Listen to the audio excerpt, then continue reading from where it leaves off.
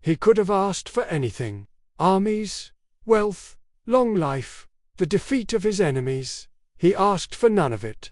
And that single choice is the reason we're still talking about him 3,000 years later.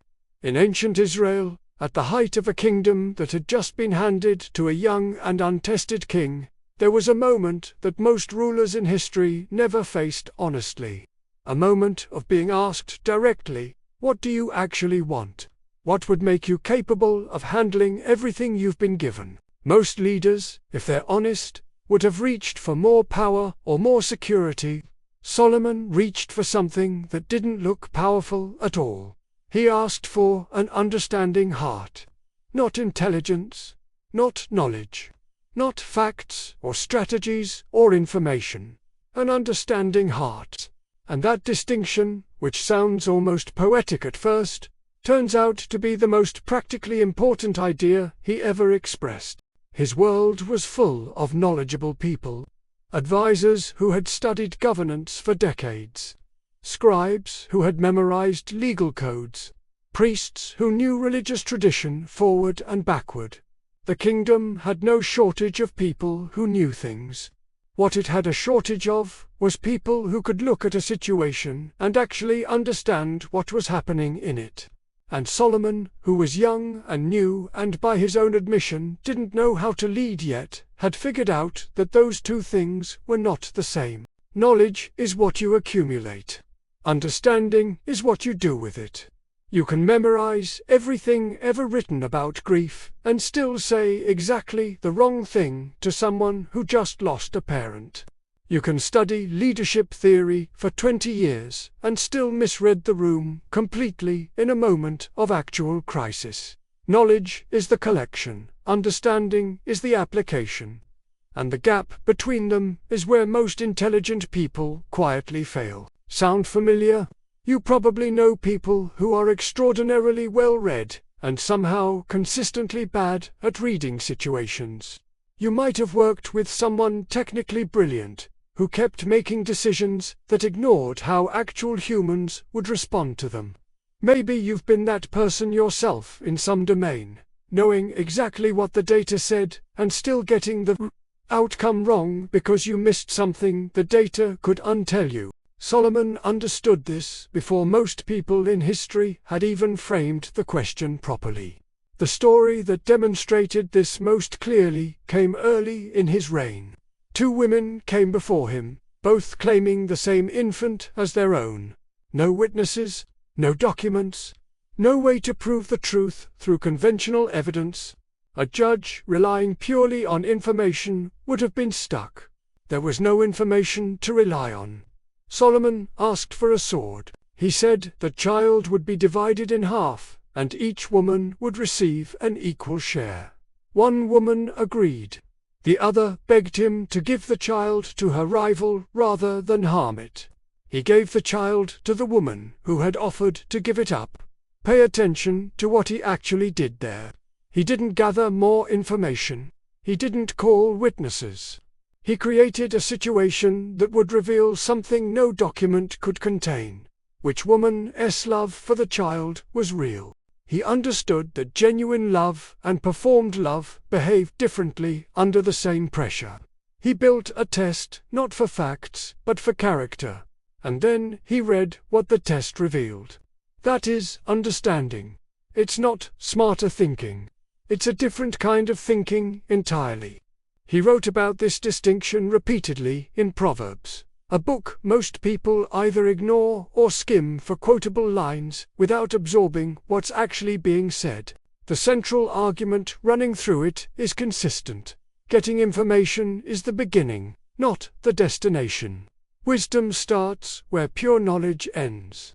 It begins with understanding that facts exist in a human context, and human context follows rules that facts alone can't explain. He wasn't dismissing knowledge, he was locating it correctly. Knowledge is the raw material. Understanding is what you build with it, and the person who mistakes the lumber for the house will spend their whole life hauling wood and wondering why they were still sleeping outside. That's the metaphor worth keeping. Lumber and a house.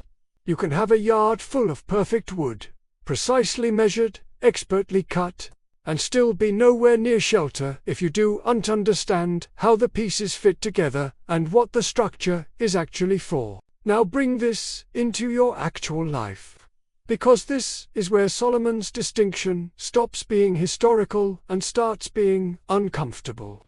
You have more information available to you right now than any human being in history. Your phone contains libraries that would have made ancient scholars weep with envy. You can find the answer to almost any factual question in 30 seconds. The knowledge problem, the pure access to information problem, is basically solved for you in a way that would have seemed miraculous 200 years ago. And yet, relationships still fail because someone knew what they should do and could read why the other person was actually pulling away. Careers still stall because someone had all the right credentials and could understand what the room needed from them in a critical moment. Decisions still go wrong, not because of missing data, but because of misread people, misread timing, misread meaning. The information age has not produced a wisdom age. It's produced a louder knowledge age, which is a different thing entirely, and in some ways more confusing. Because when you have access to unlimited information, the temptation is to keep adding more of it rather than developing your capacity to work with what you already have. You research instead of reflect. You consume instead of digest. You accumulate instead of understand. Solomon's ask was specifically for the capacity to understand what was in front of him, not more knowledge about distant things, not more data about historical trends. The present situation, the actual human beings in the room, the real texture of the problem at hand. He wanted to be able to read what was actually happening rather than just what could be measured or documented about it. Here is something you can do with this today. The next time you're in a difficult conversation, or facing a decision about a person rather than a spreadsheet, try something specific. Before you think about what you know, ask yourself what you're sensing. What is this person actually worried about that they haven't said? What does this situation feel like it needs that the obvious solution doesn't provide? What would change if you were wrong about your first interpretation? Those questions don't replace analysis. They precede it. They open up the part of the problem that pure information processing misses.